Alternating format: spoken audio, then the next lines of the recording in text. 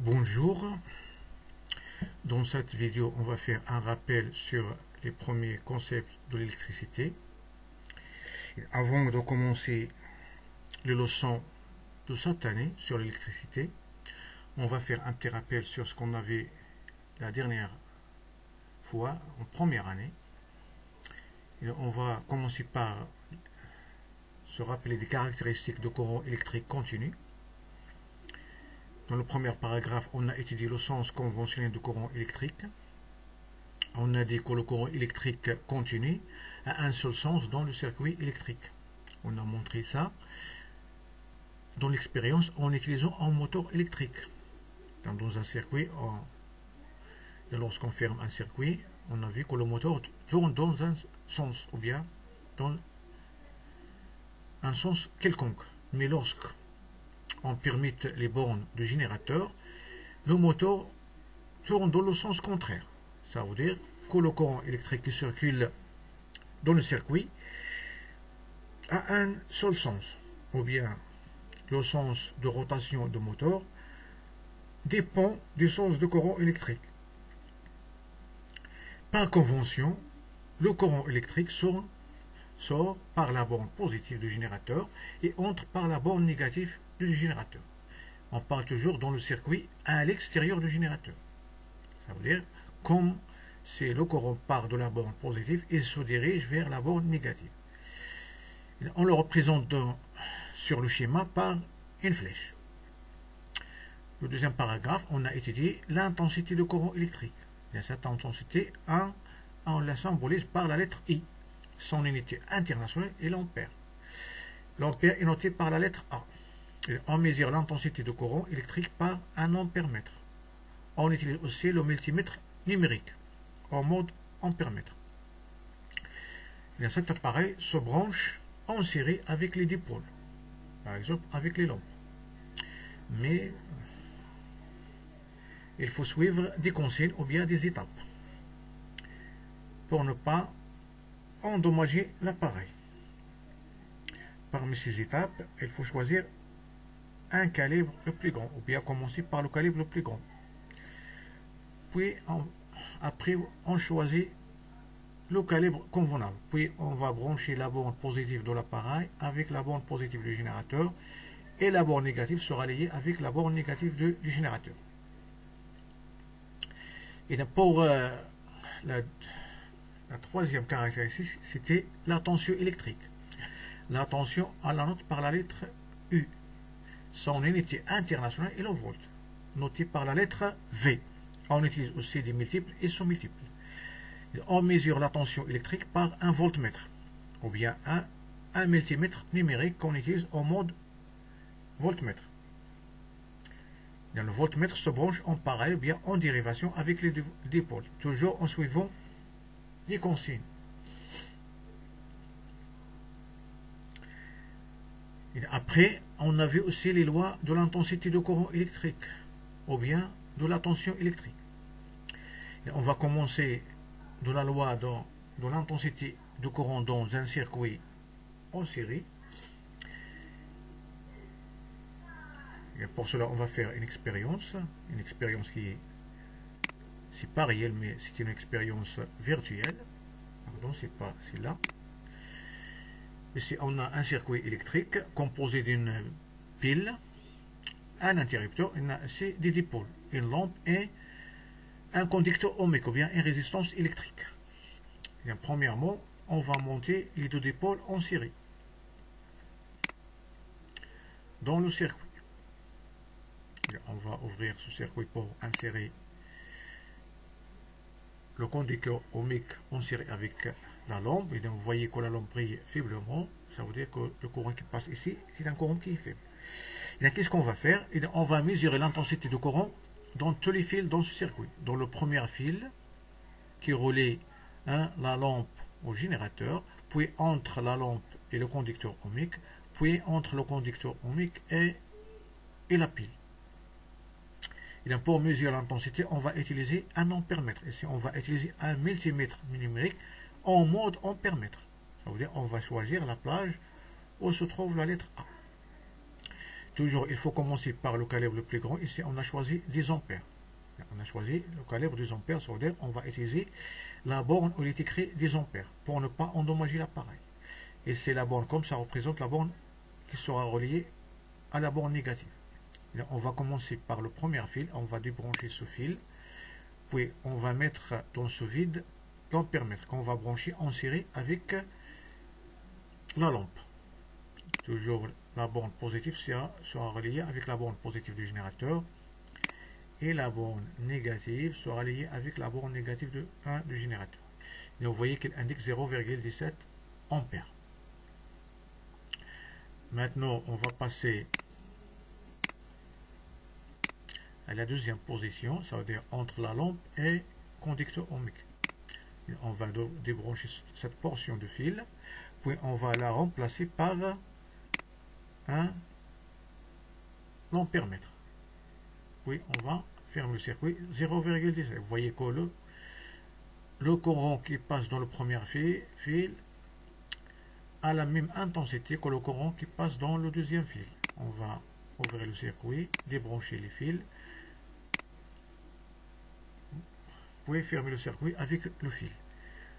Puis maintenant on va passer au troisième fil, ça veut dire entre le conducteur ohmique et le générateur. On va enlever un fil, puis dans ce vide on va brancher notre appareil en série avec le dipôle. Puis on va fermer le circuit. Vous voyez, il indique la même valeur, ça veut dire dans un circuit en série qui constitue une seule boucle, il passe un courant de même intensité dans tous les points. Ça veut dire le courant a une intensité qui est unique dans tous les points. C'est pourquoi ici on parle d'une loi qu'on appelle la loi de l'unicité de l'intensité. Ça veut dire que l'intensité de courant d'un circuit monté en série est unique. Ici la flèche rouge représente, bien indique le sens conventionnel du courant électrique. Il sort par la borne positive et se dirige vers la borne négative. Et donc dans la position 1 de l'ampèremètre, vous voyez que l'ampèremètre indique 0,17 ampères. La même chose dans la deuxième position et dans la troisième. Ça veut dire que I1 égale à I2 égale à I3. Cette loi s'appelle la loi de l'unicité de l'intensité électrique. Ça se fait dans un circuit qui est en série. Maintenant, on va voir un autre série. C'est un circuit en dérivation. Ça veut dire en parallèle. Ça veut dire on va monter les deux lampes en parallèle. Et on va parler d'une autre loi qu'on appelle la loi des nœuds. Toujours, on va revenir à notre expérience. On va débrancher tout ça. Puis, on va fermer le circuit. Puis, on va maintenant monter la lampe avec... Pardon, il faut toujours ouvrir le circuit pour ne pas endommager les dipôles. On va monter maintenant la lampe et le conducteur ohmique en parallèle. Ça veut dire on va réaliser deux circuits qui sont indépendants. On a le premier circuit qui contient la lampe L1 et c'est le deuxième circuit qui contient le dipôle. Maintenant, on va mesurer l'intensité de courant dans toutes les branches. Ici, on appelle ça, ce fait la branche principale. Et dans ce point où il y a la rencontre de trois fils, ce point s'appelle un nœud. Ça, c'est un autre nœud. Il y a rencontre au moins de trois fils. Cette branche s'appelle la branche principale. C'est la branche qui contient le générateur. Celle-là s'appelle la branche dérivée. C'est la première branche dérivée qui contient la lampe. Ça, c'est la deuxième branche dérivée. Ce sont des branches dérivées de la branche principale. Ici, c'est aussi une branche principale. Ça veut dire qu'elle contient le générateur. Et on va mesurer l'intensité de courant dans la branche principale, dans la branche dérivée 1, dans la branche dérivée 2, puis dans la branche principale à droite. On va commencer par la branche principale qui est à gauche. Toujours la borne positive avec le positif et le négatif avec la borne négative. Puis on va fermer le cercle. Et vous voyez maintenant qu'il indique une intensité qui est forte, à 0,56 ampères. Ça c'est de la branche principale. On va toujours débrancher ça et fermer ou ouvrir le circuit. On va fermer le circuit. Puis maintenant, on va passer dans la branche dérivée 1 qui contient la lampe L1. Ça veut dire on va mesurer l'intensité de courant qui passe dans la lampe L1 ou bien dans la première lampe. Toujours, on va brancher l'ampèremètre en série avec la lampe. Et on va fermer le circuit. Vous voyez qu'elle indique une valeur qui est inférieure à la valeur qui se trouve dans la branche principale. Maintenant, on va passer à la deuxième branche dérivée. On va débrancher le fil, on va le remplacer par l'ampèremètre. On va fermer le circuit. Vous voyez 0,27. Vous voyez que l'intensité de courant qui passe dans la première branche dérivée est différente à l'intensité de courant qui passe dans la deuxième branche dérivée est différente à l'intensité de courant qui passe dans la branche principale. On va ouvrir le circuit. Maintenant, on va passer à la troisième position. Ça veut dire dans la deuxième branche principale qui est à droite. Et là, vous voyez qu'elle ressemble à la première. Ça veut dire ici, c'est une branche principale. Je ne sais pas, est-ce que vous avez remarqué quelque chose? Et là, si on fait la somme de la première intensité, ça veut dire 0,27 plus 0,29, on va trouver 0,56. Ça veut dire seulement que l'intensité de courant dans la branche principale égale à la somme des intensités dans les branches dérivées. Là, on parle ici d'une loi qu'on appelle la loi des nœuds. Seulement, le courant, lorsqu'il arrive au nœud, il se partage. Une portion passe dans la lampe et une autre partie passe dans le dipôle ou bien dans le conducteur ohmique. Puis, ces courants, qu'est-ce qui leur arrive? Ils se regroupent dans le deuxième nœud pour former le courant principal. J'espère que vous avez bien compris la loi des nœuds. Si on a le schéma de l'expérience, c'est le sens du courant électrique, il part de la branche de la borne positive vers la borne négative. Ici, il rencontre un nœud, puis il se divise en deux parties. Une partie qui va passer dans la lampe L1 et une autre partie qui passe dans la lampe L2. Puis ils se regroupent pour former le courant toujours principal. Et on constate que I égale à I1 plus I2. Cette loi s'appelle la loi des nœuds. Ça veut dire que dans un nœud, le courant qui entre égale la somme des courants qui sortent. Ou bien la somme des courants qui entrent égale le courant qui sort. Cette loi s'appelle la loi des nœuds. On a ici un autre exemple pour expliquer cette loi. Ici, on a un nœud. Il y a la rencontre de 5 fils. Il y a 5 courants. Ici, on a les courants qui entrent et les courants qui sortent. Il y a le bleu et l'orange et le rose, ce sont des courants qui entrent. Le vert et le violet, ce sont des courants qui sortent ou bien qui quittent le nœud. Ça veut dire qu'on aura I1 plus I2 plus I4. Ça veut dire les courants, la somme des courants qui entrent égale à la somme des courants qui sortent. Cette loi s'appelle la loi des nœuds. Maintenant, on va passer à la loi ou bien aux lois de la tension électrique, toujours dans un circuit en série, puis dans un circuit qui est en parallèle. On va refaire la même expérience, mais maintenant on va mesurer la tension électrique dans le même circuit. On va commencer par un circuit électrique en série. On va monter les deux dipôles en série. Puis on va mesurer la tension électrique au bord de la première lampe, bien le premier dipôle, puis au bord du deuxième dipôle, puis entre les bornes des deux dipôles. Entre les bornes des deux dipôles, ou bien les bornes qui rassemblent les deux dipôles. Puis au bord du générateur. Puis on va comparer ces tensions. Et pour mesurer la tension, on utilise un voltmètre. Dans le voltmètre, on l'utilise toujours, si le noir ça représente la borne qui est corrélée avec la borne négative du générateur. Et on va utiliser la borne où se trouve la lettre V, ça veut dire le volt. Ce sera la borne qu'on va relier avec la borne positive. Et on va commencer toujours par un calibre qui est plus grand. Si on ne sait pas la valeur de la tension aux bornes du générateur, on va la mesurer. Et là, vous voyez qu'il indique 4,4 volts. Ça veut dire que c'est une tension qui est faible. Ça veut dire on peut choisir un calibre qui est moins de 200, c'est le 20. Pour le calibre 20, il nous donne une valeur plus précise. C'est 4,45 volts. C'est la tension qui se trouve entre les bornes du générateur, entre la borne positive et la borne négative. Maintenant, on va mesurer la tension aux bornes de la lampe. Ça veut dire, vous voyez maintenant seulement que le voltmètre se branche en dérivation, ça veut dire en parallèle. On n'a pas besoin d'ouvrir le circuit. Et on le branche directement entre les bornes de dépôt. Vous voyez qu'il indique 1,73. Ça veut dire que la tension qui se trouve au borne de la lampe est inférieure à la tension qui se trouve au borne du générateur. C'est pourquoi la lampe brille faiblement dans ce cas. Maintenant, on va passer aux bornes du conducteur ohmique. Vous voyez qu'il indique une autre valeur qui est toujours inférieure à la valeur mesurée entre les bornes du générateur, 2,72. Maintenant, entre les bornes des deux pôles, entre les bornes de la lampe plus le conducteur ohmique, vous voyez qu'il indique la même valeur que se trouve aux bornes du générateur.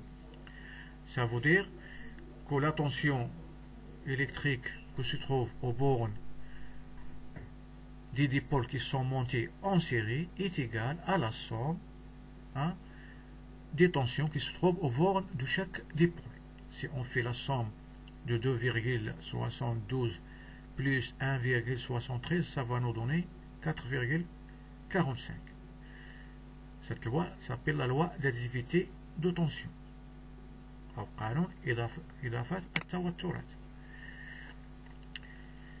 va commencer par la première expérience. Et lorsqu'on mesure la tension aux bornes du générateur, il nous donne 4,45. Aux bornes des deux lampes aussi, c'est la même valeur. Entre les bornes de le premier dipôle, il nous indique 1,73. Entre les bornes du deuxième dipôle, 2,72. Et bien sûr, on fait la somme de I1 plus I2 va nous donner la somme, va nous donner la valeur de I. Et cette loi s'appelle la loi d'additivité des tensions. Maintenant, on va passer dans un circuit en parallèle. Ça, on va écrire dans un circuit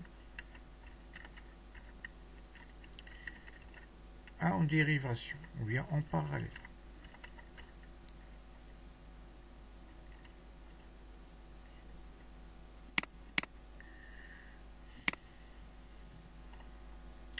La même chose, on va revenir à notre expérience. On va débrancher tout ça. Oui, on va monter les deux dipôles en parallèle. Comme ça. La lampe avec le conducteur ohmique. Et on va mesurer la tension aux bornes de la pile, aux bornes de la lampe, puis aux bornes du conducteur ohmique. Aux bornes de la pile, ça va nous donner 4,6 volts. Aux bornes de la lampe, vous voyez qu'elle indique la même valeur. Aux bornes du conducteur ohmique, la même valeur. Ça veut dire lorsqu'on monte des dipôles en parallèle, ça veut dire qu'il y a la même tension entre les bornes des dipôles qui sont montées en parallèle. Et cette loi, on va l'appeler la loi de l'unicité de tension. Si on a mesuré la tension aux bornes de la pile, puis aux bornes du premier dipôle, puis aux bornes du deuxième dipôle. Et là, on a trouvé la même valeur. Ça veut dire que I1 égale à I2 égale à I3.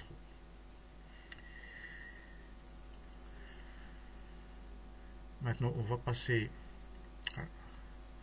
à l'autre propriété du courant électrique, c'est la résistance électrique. Et on note la résistance électrique par la lettre R. Son unité internationale est l'ohm, est notée par la lettre oméga. La résistance se mesure avec un appareil qu'on appelle un ohmmètre. On utilise aussi le multimètre numérique, qu'on branche directement avec les dipôles. Ça veut dire que l'ohmmètre, ça c'est son symbole, se branche directement avec, par exemple, ici, le conducteur ohmique, où il y a la résistance. C'est ça, le symbole de la résistance électrique. Il se branche directement. J'espère que vous avez bien compris ce rappel. Et ce rappel va nous aider pour bien comprendre la nouvelle leçon du courant électrique dans le programme de la deuxième année.